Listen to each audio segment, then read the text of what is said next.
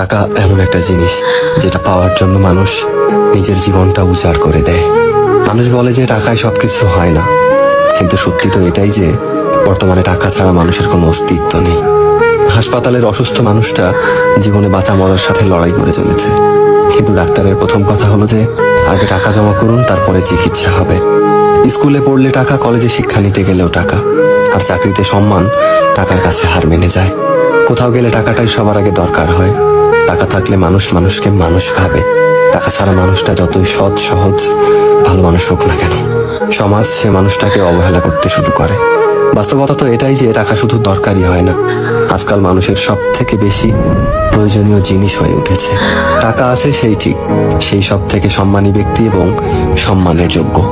আর যার কাছে টাকা নেই, তার সত্যিগুলোকেও খুব সহজে মিথ্যে বানিয়ে দেওয়া যায়।